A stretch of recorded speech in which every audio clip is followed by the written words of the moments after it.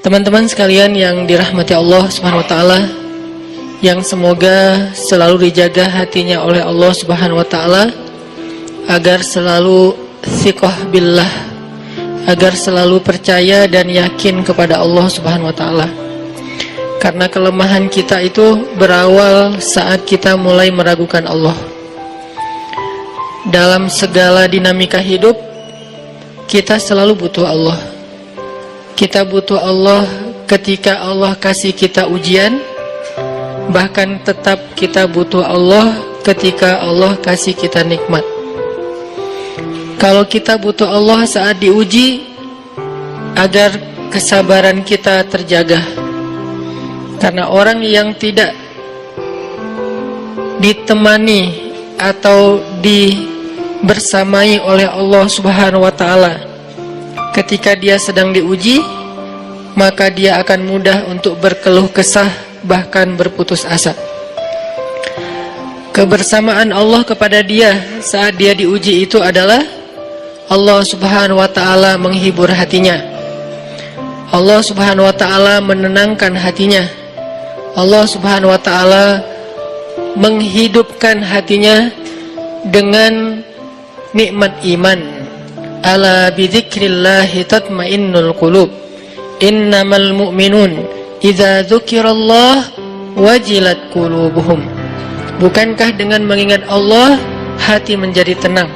Dan orang yang beriman apabila diingatkan dengan nama Allah, disebut nama Allah, maka hatinya akan bergetar.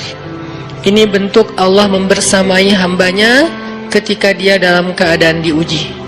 Allah menghiburnya dengan kalimat, alam yajidka yatiman fa'awa wa wajadaka dhallan fahada wa wajadaka ailan fa'aghna.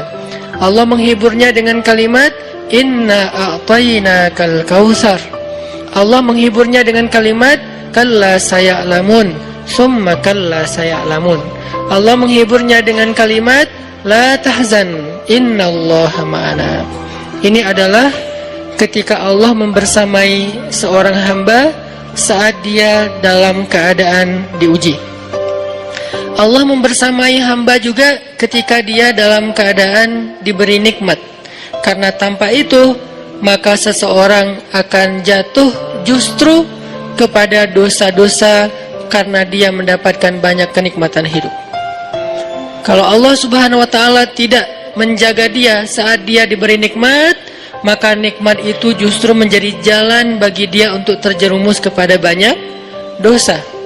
Justru nikmat itulah yang menjadi penghalang bagi dia untuk mengingat Allah. Karena dia sibuk menikmati hidupnya, akhirnya dia terhalang dari mengingat Allah tepat waktu. Sibuk menikmati hidupnya, terhalang dari Allah untuk bangun tengah malam. Karena dia tidurnya larut. Kenapa tidur larut? Karena terlalu banyak yang harus dia nikmati sebelum tidur.